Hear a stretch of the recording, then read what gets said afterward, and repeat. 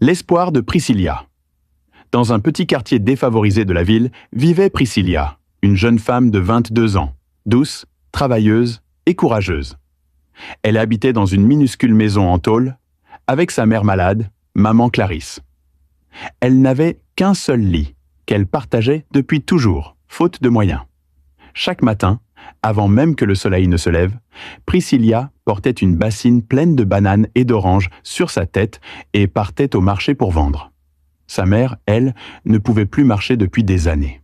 « Ma fille, repose-toi un peu », disait souvent maman Clarisse. « Tant que je respire, je me battrai pour nous deux », répondait Priscilla avec un sourire. Un soir, après une longue journée de vente, Priscilla acheta un pain chaud pour le donner à sa mère. Mais en entrant dans la maison, elle trouva sa maman allongée au sol, en train de vomir du sang. « Maman, maman, ne me fais pas ça !» cria-t-elle en larmes. Sans réfléchir, elle sortit dans la rue, stoppa un taxi en panique et l'emmena à l'hôpital. Le médecin, après examen, prit Priscilla à part. « Ta mère doit être opérée immédiatement. Sinon, elle ne passera pas la nuit. Faites l'opération. Je vous en supplie. Il faut d'abord payer. L'opération coûte 3 millions. 3 millions. Priscilla sentit son cœur se briser. Je peux vous rembourser après. Je signe ce que vous voulez. Mais sauvez-la. Le médecin secoua la tête. Désolé, c'est la procédure. Elle se retrouva dehors, sous la pluie, à pleurer en marchant dans la rue, trempée, perdue, sans espoir. Soudain, une grande voiture noire s'arrêta à côté d'elle. Un homme en costume élégant en descendit. « Mademoiselle, vous allez bien ? Laissez-moi, personne ne peut m'aider. Dites-moi simplement où vous devez aller. »« Ah, l'hôpital.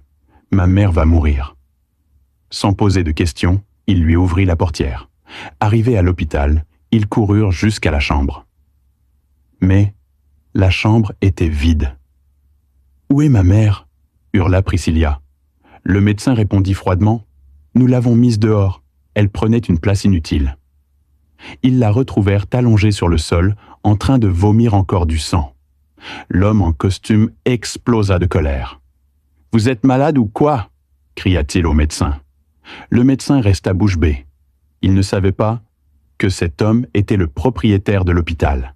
« À partir d'aujourd'hui, vous êtes viré. » Il ordonna aussitôt à un autre médecin. « Préparez la salle d'opération, immédiatement. » L'opération dura des heures.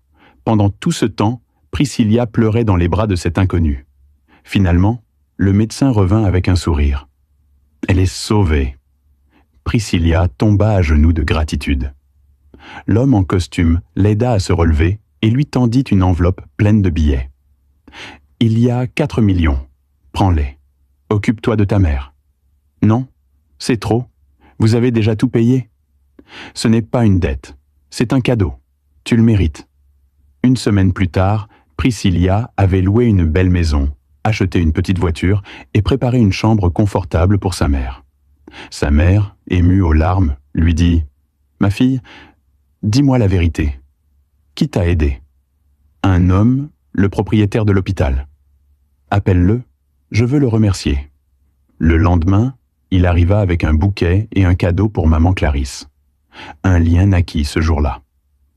Avant de partir, il glissa 2 millions dans la main de la mère. Puis, quelques jours plus tard, « Priscilla, j'aimerais t'inviter à boire un verre. » Elle accepta. Et ce soir-là, sous les lumières d'un restaurant chic, il lui prit la main. « Je t'ai vu te battre pour ta maman. Tu es une femme rare. Veux-tu devenir ma femme ?» Les larmes aux yeux, elle répondit « Oui ». Quelques mois plus tard, ils se marièrent.